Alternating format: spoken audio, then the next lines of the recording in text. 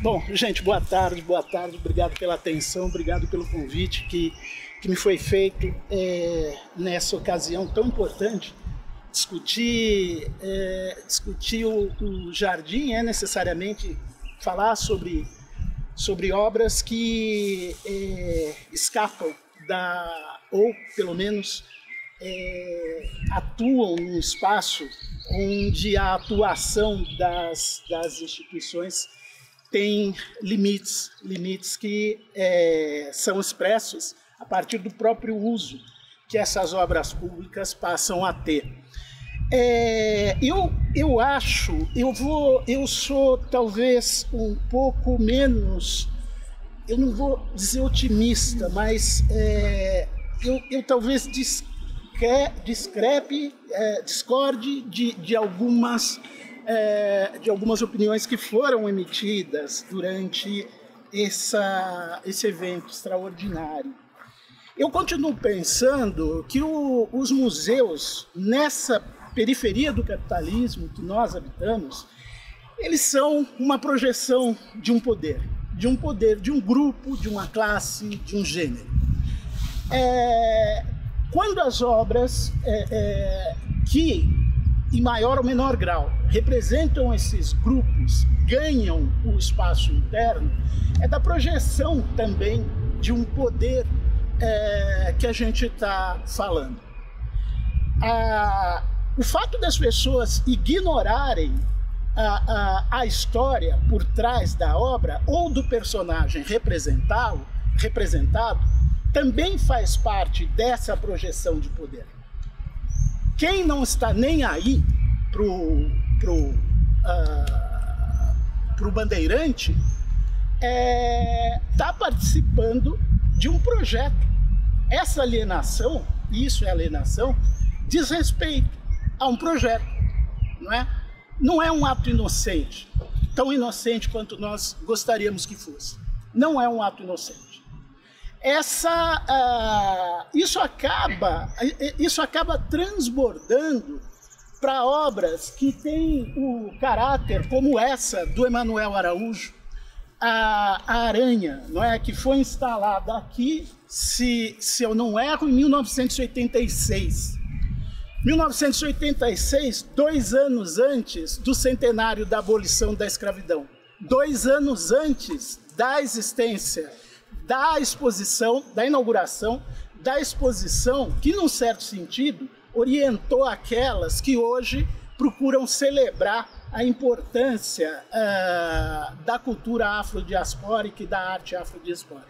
Estou falando da mão afro-brasileira, que o MAN abrigou em 1988, 2 anos depois dessa cultura ter sido instalada aqui. O que eu acho extraordinário nessa obra, entre outras coisas, são as suas dimensões. A gente não pode esquecer, é óbvio, que o Emanuel Araújo é um artista negro brasileiro, é um artista nordestino e é um artista gay. É muito difícil mensurar o que tenha sido o trabalho, principalmente, eu tenho a impressão, mental e espiritual, para desbravar um cenário que era e permanece sendo tão hostil a esse nordestino, a esse negro e a esse homossexual. Se o cenário é hoje escancarado, se o racismo estrutural que sempre existiu é escancarado, no momento em que o Emanuel constrói a sua obra, isso era velado. E uma certa origem, a mestiçagem, a miscigenação, era celebrada, por exemplo, por Jorge Amado. Aliás, Jorge Amado menciona o Emanuel Araújo num dos seus romances, não é? No Tenda dos Milagres. O Emanuel Araújo é citado como gravador pelo Jorge Amado. Tem um aspecto também extraordinário que diz respeito à instalação da obra e da relação possível que a gente pode criar com outras aqui no jardim. Essa relação, mais imediatamente, vai falar do concretismo e de obras de caráter não figurativo, não é? E é curioso que dos poucos textos que eu encontrei numa pesquisa muito ordinária que eu fiz para realizar, para me abastecer de alguma informação para realizar essa fala, bom, eu observei que existem muito poucos textos sobre a obra, muito poucos textos que complexizem o trabalho do Emanuel Araújo, não é? E a relação mais imediata que a gente tem é com Weismann e com Amilcar. Mas eles vieram de um lugar do mundo que é diferente. E eu tenho a impressão que a gente precisa construir um vocabulário mais sofisticado e menos pertencente a ideias que estão já cristalizadas em torno desse fenômeno, em torno do concretismo no Brasil. As leituras canônicas, elas negligenciam Rubem Valentim, Emanuel Araújo, Alma Andrade. Esses artistas são consagrados em outros lugares. É curioso. A gente vê o vermelho e o preto, e as menções mais imediatas dizem respeito à afro-brasilidade, a uma herança afrodiaspórica que está presente a partir do uso dessas cores. Mas eu não me lembro de nada sobre as cores do Franz Weismann, que também é vermelho. Nunca ouvi falar que Franz Weismann era comunista, por exemplo, né? O emprego da cor, ele está imediatamente associado a uma ideia estereotipada do que seja essa possibilidade que o artista dispõe. É verdade que o Emanuel Araújo, ele tinha, em várias das suas obras, ele tinha um estímulo, ou ele tinha enfim, um certo estímulo, não é? que surgia a partir da sua vocação religiosa, não é? Então, a obra, por exemplo, que está lá na Praça Júlio Prestes, em frente ao Teatro São Paulo, é Ilê de Xangô, o nome daquela obra. Agora, isso é extraordinário, não é? Porque o passeante, a pessoa, erudita ou não, quando olha, não é? E essa aproximação, a primeira aproximação é sempre sensual, não é? Essa aproximação sensual não vai sugerir aquilo que na nossa cabeça talvez surja, as imagens que na nossa cabeça talvez surjam, quando pensamos em candomblé, né? Quando pensamos no candomblé. Aliás, é uma coisa extraordinária, não é? Pensar como os territórios se estabelecem, não é? Alguém tem um exemplo bacana de uma escultura, de uma obra importante numa periferia de São Paulo? A pessoa que atira pedra na obra do Rezende, ela talvez teria, como eu, participado de uma corrida de rolimã na rua do seu bairro. Na minha infância, quando instalaram o esgoto, tinha uns canos gigantescos. Foi uma das lembranças mais extraordinárias que eu tenho, sabe? De uma legião de moleques entrando dentro daqueles canos, subindo naqueles canos, eventualmente se arrebentando porque caíam daqueles canos. E eu fico imaginando que as carências materiais e tudo o rol de problemas que elas provocam não foram exatamente mitigados desde aqueles idos dos anos 70 até hoje. Não é? A gente experimenta a partir de uma experiência. Quem sobe na estátua não tem um playground no bairro onde mora. Ele tem um tipo de relação que é aquele que a sua experiência vai determinar. Isso nunca é, na minha opinião, isso nunca é inocente. Quando se reprime o sujeito que faz isso, procura-se educá-lo da pior maneira possível. O trabalho da educação, ele não pode prescindir da arte e vice-versa. São faces de uma mesma realidade complexa. Eu acho que foi a professora Bogea que mencionou isso. Aliás, eu tenho uma dívida muito grande com a professora, porque eu participei da 27ª Bienal, Como Viver Juntos, e essa Bienal foi muito importante. Essa Bienal foi muito importante por vários aspectos, pelas provocações que ela logrou produzir, e pelos os questionamentos que continuam permanentes.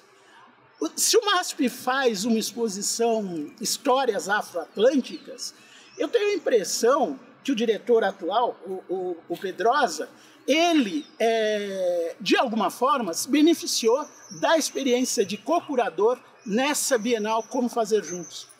Ali, nós tínhamos um contingente considerável de artistas africanos, de artistas negros, de artistas latino-americanos. E essa experiência, ela talvez tenha pavimentado o caminho que nos leva até essa história afroatlântica. É óbvio, é evidente que a exposição, tanto essa quanto a exposição de 1988, A Mão Afro-Brasileira, ela surge a partir de uma demanda social muito forte. Não é? A morte do George Floyd, né, nos Estados Unidos detonou um movimento, ou aqueceu um movimento que já era subterrâneo. Os grupos já estavam organizados. A ocasião deu um ensejo para que essas organizações vocalizassem aquele protesto que já existia articuladamente. Né?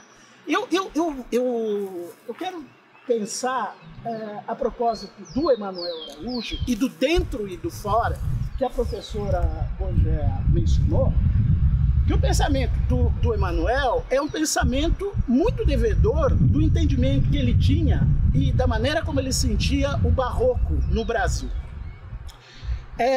Esse dentro e fora, essas volutas e essa forma serpentina que é tão característica do barroco, e aliás barroco que a professora também mencionou, citando Oscar Niemeyer,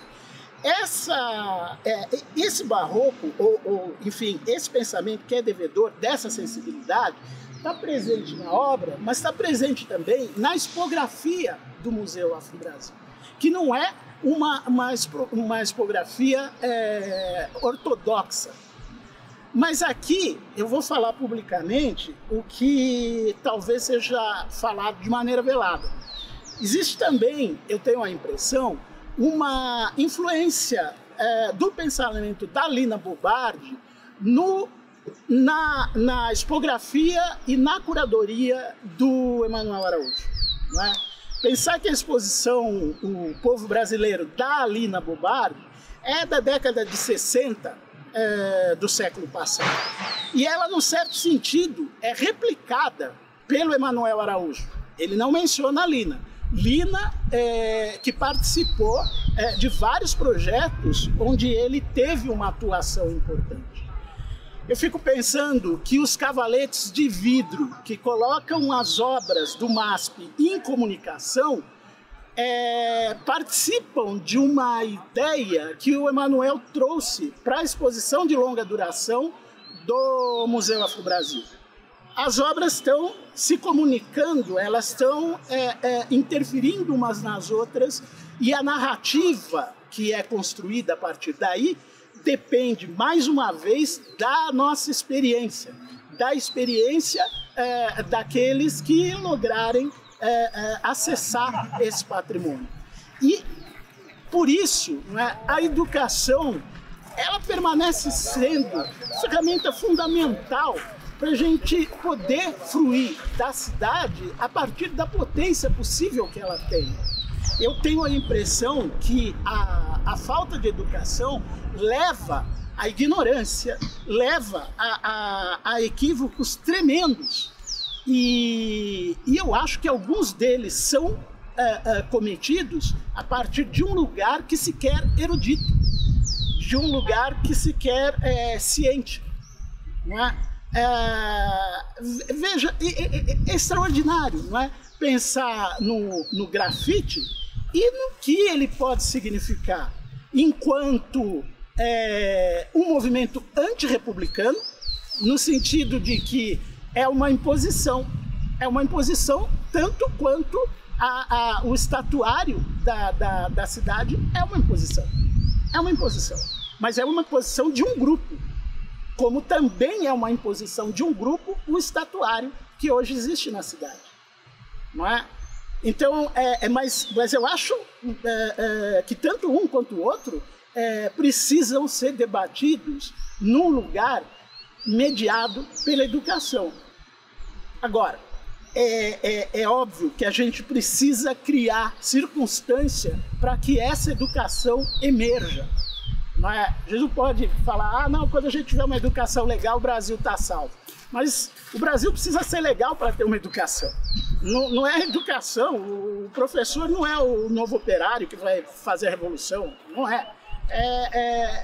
Somos nós que precisamos criar circunstâncias para que a educação de qualidade e libertária possa, de alguma maneira, emergir.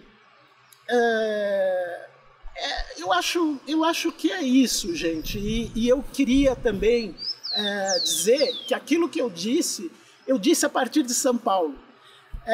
Se nós estivéssemos na Bahia, talvez a nossa conversa fosse diferente, até porque tem muito mais obra instalada pública do Emanuel na Bahia do que em São Paulo. Em São Paulo tem 3, não é? Tem 3. Lembrando que o Emanuel Araújo foi talvez o mais importante diretor da Pinacoteca do Estado de São Paulo.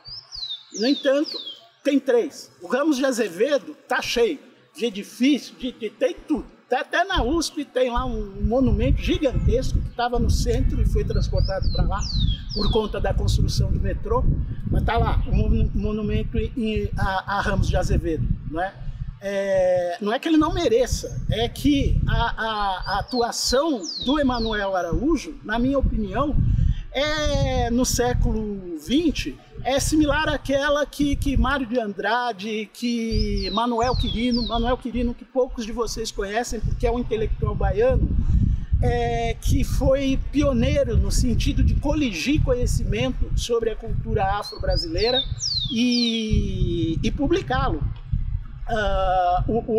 Aliás, o Manuel Quirino também é personagem do Monteiro. Olha, nossa, isso foi um curto-circuito bravo aqui.